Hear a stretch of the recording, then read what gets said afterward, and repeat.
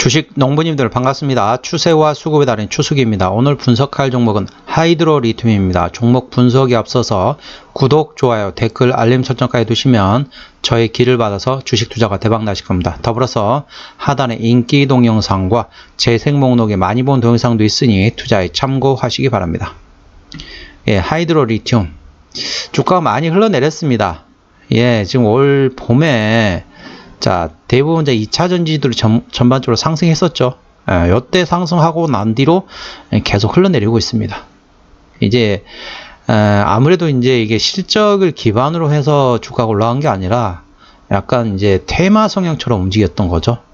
실적이 나오는 종목이라면 다시 반등을 했거든요. 근데 2차 전지주 중에서도 실적이 나온 종목들은 4월 달에 상승했다가 내려왔다가 다시 또 상승했었거든요. 이 얼마 전까지만 해도 2차 전지 또 괜찮았잖아요. 지금은 별로지만. 근데 이제 이 종목 같은 경우는 이 첫 번째 상승하고 내려왔다가 다른 실적이 나오는 2차 전지들은 다시 또 올라갔어요. 근데 이 종목 같은 경우는 실적이 안 나오기 때문에 그 다음에 줄줄줄줄 흘러내리고 있다. 그래 보시면 되겠습니다. 일단 최근에 나왔던 이슈 말씀드리겠습니다. 8월 9일날 나왔던 이슈인데요. 35억 원 규모의 무수 수산화 리튬 건조 시스템 설치 공사를 수주했다. 계약 상대방은 리튬 플러스이고 계약 금액은 35억 원 규모의 최근 매출액 대비 42% 수준이다. 이렇게 보시면은 괜찮네 뭐 그렇게 생각하실 수도 있습니다. 42% 매출액 대비 42%를 수주했기 때문에 괜찮다고 보실 수 있겠지만은 이 계약 상대방이 리튬 플러스입니다. 리튬 플러스가 뭐냐면은 동사의 최대 주주란 거죠. 동사의 최대 주주. 쉽게 말하면은 아들이 엄마 거 공사를 했다는 거죠. 공사 수주했다는 거죠. 쉽게 말하면 같은 식구끼리 하는 겁니다. 그래 보시면 되겠고, 최근에 또 나왔던 이슈가 뭐냐면 7월 31일 날 나왔던 이슈인데요. 최대 주주인 리튬 플러스가 배터리급 고순도 수산화 리튬 일본에 수출했다. 리튬 플러스가 순도 99.995%의 배터리급 고순도 수산화 리튬을 국내 최초로 일본에 수출한다. 리튬 2차전지 핵심 소재 수산화 리튬을 제조하는 리튬 플러스는 7월 30일 일본 A 무역 상사로부터 배터리급 고순도 수산화 리튬 4톤의 1차 수출 주문을 받았다. 일본은 리튬 2차전지용 소재, 전고체 배터리 소재 및 각종 공업 제품의 원료로 고순도 수산화 리튬을 대량 사용하고 있으나 우리나라와 마찬가지로 전량 수입에 의존하고 있다. 근데 이제 이 동사가 그랬다는 게 아니라 동사의 모 회사, 쉽게 말하면 아들이 실적이 좀 안 나오다 보니까 엄마는 이제 상장이 안 돼 있기 때문에 관련돼 가지고 보통 그렇죠. 아들이 실적 관련돼 가지고 지분이 있기 때문에 엄마가 영향을 미칠 수 있어도 반대로 엄마가 실적이 나온 곳에서 아들은 솔직히 지분 관계가 전혀 없기 때문에 수혜를 받을 수 없습니다. 근데 이제 심리적으로 그랬다는 거예요. 심리적으로 좋았다는 거죠. 참고하시기 바랍니다. 이 종목을 보시게 되면은 차트로 보시겠습니다. 추세적으로 보시게 되면은 지금 주가가 많이 흘러내렸어요. 이때 지금 4월 7일 날 대부분의 이제 2차 전지들이 4월 7일 이때쯤에 4월 7일에서 10일 이때쯤에 대부분 다 신고가를 찍고 흘러내렸습니다. 근데 실적이 나온 종목들은 다시 2차로 또 올랐는데 동사는 그렇지 못하기 때문에 그 후로도 지금 계속 질질 흘러내리고 있다. 그렇게 보시면 되겠습니다. 이 종목의 지지대 같은 경우는 오늘 16,170원인데 지지대가 만원밖에 없습니다. 이게 16,500원이 하나가 있긴 한데 오늘 16,170원이잖아요. 16,500원의 지지를 받아야 될 위치였어요. 16,500원의 지지를 받았어야 되는 상황이었는데 그 지지를 못 받고 어제 이탈했습니다. 어제 이탈하고 오늘 회복을 못했다는 거죠. 그래서 16,500원도 상당히 중요한 저항대가 되겠습니다. 16,500원 해봤자 뭐 얼마 안 되기 때문에 여기는 이제 저항대로 말씀드리기 뭐하고 그 위에 저항대는 21,800원이 되겠습니다. 그래서 지지대는 10,000원, 저항대는 21,800원이 됐습니다. 그 위로는 제가 봐서는 좀 생각 안 하시는 게 좋을 것 같아요. 왜냐면 실적이 아직 안 나오기 때문에 테마적으로 해가지고 주가가 올랐거든요. 기존에도 10,000원에서 예, 18,000원. 만원에서 이 18,000원 여기가 박스권이었거든요. 자, 한번 볼게요. 한번 표시를 한번 해드리도록 하겠습니다.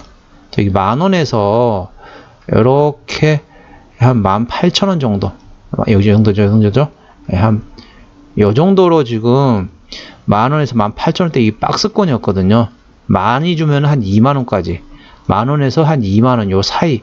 여기가 지금 대부분의 거래가 있었습니다. 근데 올 봄에 갑자기, 이게 지금 6만원대까지 올라왔죠. 그렇기 때문에 다시 6만원대까지 올라가는 거는 쉽지 않습니다.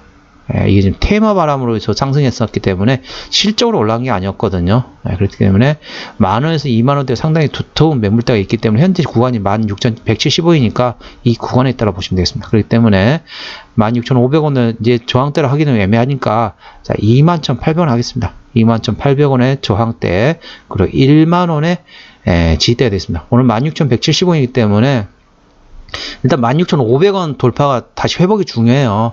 16,500원을 회복 못하게 되면은 만원까지 떨어질 수 있기 때문에 리스크 관리 좀 하시는 게 좋습니다. 실적이 나온 종목이면 좀 괜찮은데 그 점 참고하시기 바랍니다. 그리고 동영상의 맨 마지막에 또 관련된 내용이 있기 때문에 그 내용은 또 이 내용은 좀 다릅니다. 다시 말씀드리지만 지금 현재 이거는 추세적으로 말씀드린 거고 제가 좀 동영상의 마지막에 분석한 내용은 또 다르기 때문에 그 내용도 참고하시기 바랍니다. 자, 수급적으로 보시게 되면은 외국인 한 달 동안 78만 주를 샀습니다. 최근에 계속 사고 있죠? 사고 있는데 주가는 외국인 사고 있는데 주가는 흘러내리고 있잖아요. 그렇기 때문에 외국인은 이 종목의 주인이 아니라는 거죠. 이 종목을 핸들하는 수급은 바로 기관이 되겠습니다. 기관이 현재 샀다 팔았다를 하고 있습니다. 기관은 현재 트레이딩 하고 있다. 이 종목을 지금 핸들한 수급은 기관인데 한 달 동안 52,000주를 팔았는데 최근에는 이제 파는 기조에서 트레이딩 하는 구간으로 바뀌었다고 보시면 되겠습니다. 자, 금투가 지금 트레이딩 하고 있고 나머지 수급은 거의 관심이 없다고 보시면 되겠습니다. 자, 신용비율 0.3%. 이 정도면 상당히 낮죠? 괜찮습니다. 코스닥 150으로 지금 되어 있기 때문에 대차거래 공매도 상황 보시겠습니다. 이게 지금 상당히 문제란 거죠.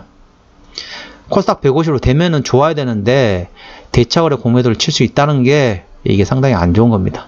이게 코스닥 150으로 편입되는 게 호재냐 악재냐는 거는 생각을 해보셔야 돼요. 호재라는 거는 이제 펀드 자금이 들어올 수 있다.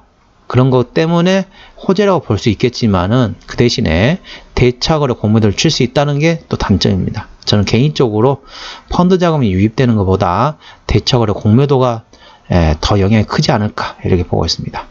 자, 보시게 되면 동사의 대차거래 상황 보시게 되면은 자, 어떻습니까? 최근에 지금 증가했다가 감소했다가 증가했다가 감소했다가 지금 증가했다가 지금 감소를 지금 하루 조금 매도를 쳤습니다. 매도가 아니라 이제 감소했다는 거죠. 그렇기 때문에 현재는 증가 추세에 있다라고 보시면 되겠습니다. 대차거래 지금 증가 추세에 있다고 보시면 되겠고 한 달 기준으로 보시게 되면은 약 14만 주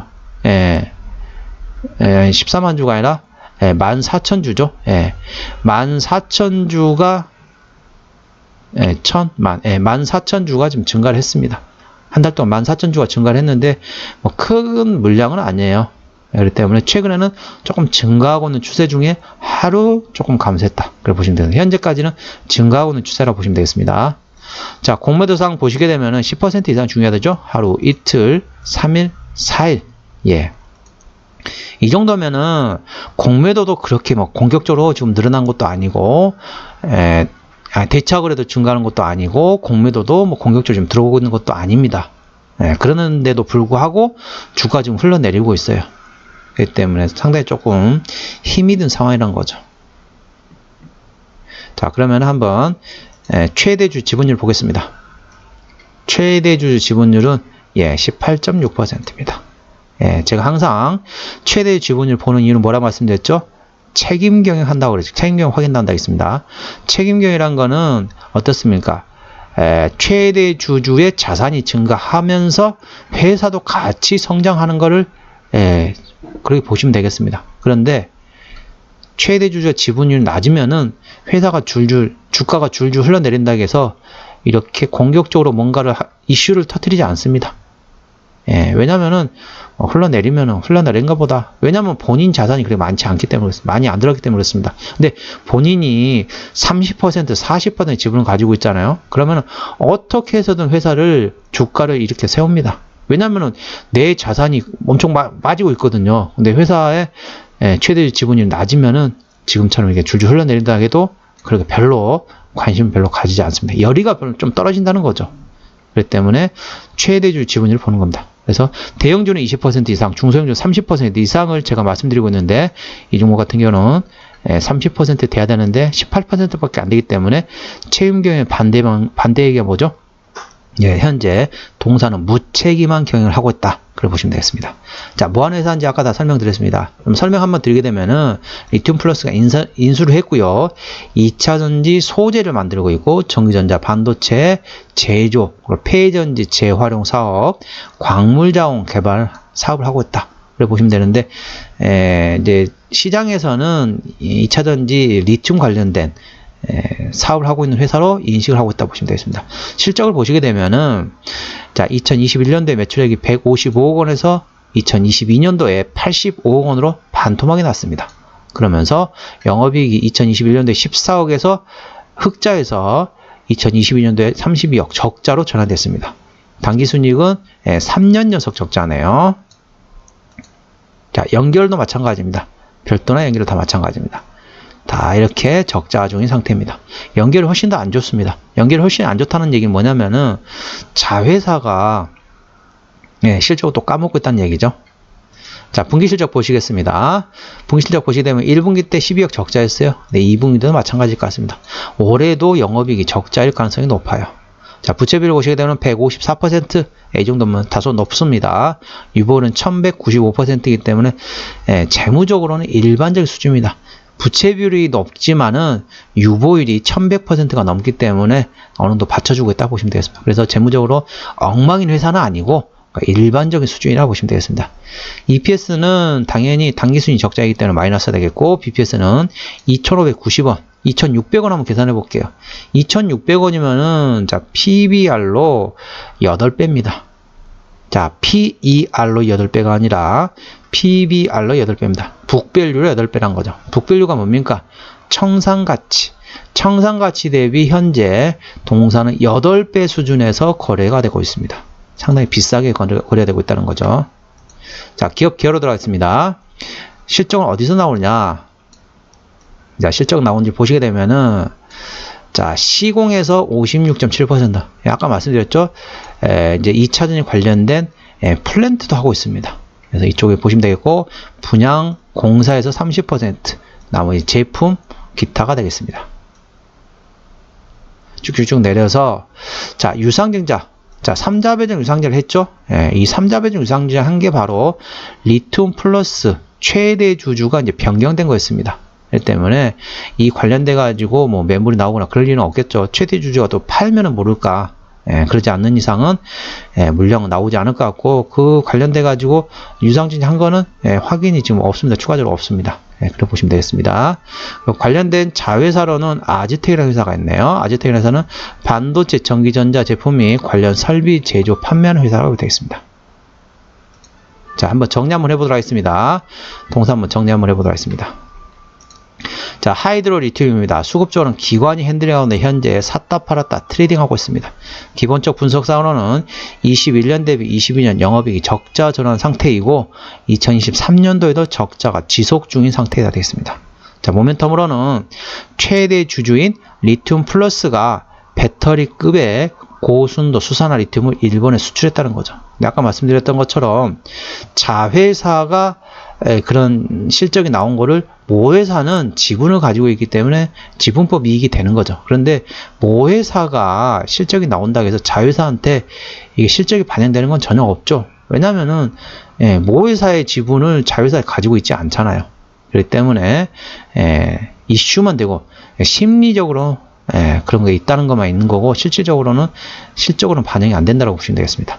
추세적으로는 차트 추세는 RSI는 22.3입니다. 과일권 70까지는 엄청나게 많이 여유가 있네요. 그래서 보통 RSI 같은 경우는 차트 추세 같은 경우는 부근이나 30 밑에 사서 70 부근이나 70 위에서 파라고 보통 얘기하거든요. 22.3이면은 차트 추세상으로는 지금 팔 수 있는 위치는 아닙니다. 더 이상 떨어지기는 힘들다는 거죠. 아까 제가 앞에 설명했던 내용 조금 다르죠. 아까 추세적으로 말씀드렸던 거는 추세적으로 말씀드린 거고, 요거는 좀 분석 내용이 조금 다릅니다. 그러니까 아까 말씀드렸던 거는 조금 이제 짧게 보시는 분은 기준으로 하는 거고, 이거는 좀 길게 보시는 분은 기준으로 보는 겁니다. 보시면은, 자, 어떻습니까? 과열관인, 지금 현재 침체 구간이 30이거든요. 30 이하거든요. 현재 22.3이기 때문에 30 이하라는 거죠. 그렇기 때문에 현재는 상당히 지금 팔 수 있는 상황은 아니다. 보시면 되겠고, 수급주세의 머니플로 인덱스는 18.8입니다. 그래서 과열관념 80기간까지는 충분한 여유가 있다는 거죠. 그래서 이것도 수급주세도 마찬가지입니다. 20 이하가 되면 침체입니다. 20 이하에서는 사는 거죠. 20 이하나 20 부근에 사서 80 이상이나 80 부근에 파는 겁니다. 그래서 전부 다 차트 추세나 수급 추세나 전부 현재는 파는 위치가 아니다. 사는 위치다라고 보시면 되겠습니다. 볼린저밴드 상단은 14,800원, 하단은 7,500원입니다. 현재 주가가 16,170원이거든요. 근데 볼린저밴드 상단이 14,800원 한 거죠. 어땠습니까? 이제 어느 정도 주가가 떨어지거나 아니면 볼린저밴드가 올라가거나 그래야 되거든요. 근데 저는 개인적으로 현재는 주가가 떨어져 가지고 볼린저밴드 위치로 갈 가능성이 높을 것 같아요. 볼린저밴드가 올라가려면 시간이 좀 오래 걸리거든요. 근데 16,170원이 볼린저밴드 상단보다 더 위에 있잖아요. 그렇기 때문에 볼린저밴드 상단 밑으로 내려가야 돼요. 볼린저밴드 상단과 하단 그 사이에가 있을 확률이 그러니까 통계학적으로 95.44%입니다. 95.44%가 볼린저밴드 상단과 하단 그 사이에 주가가 위치해 있습니다. 근데 현재는 그 위에 있다는 거죠. 그렇기 때문에 주가가 더 떨어질 가능성이 있다는 걸 참고하시기 바랍니다. 저항대는 21,800원, 지지대는 10,000원이 되겠습니다. 그래서 볼린저밴드 같은 경우는 객관적인 보조지표가 되겠고요. 저항대하고 지지대는 추측의 주간이 들어갔다는 점 참고하시기 바랍니다. 오늘은 하이드로 리튬에 대한 종목 분석이었고요. 구독, 좋아요, 댓글, 알림 설정까지 해두시면 저의 기운을 받아서 주식 투자가 대박 나실 겁니다. 더불어서 하단에 인기 동영상과 재생 목록에 많이 본 동영상도 있으니 투자에 참고하시기 바랍니다. 이상 추세와 수급에 달인 추석이었습니다. 감사합니다.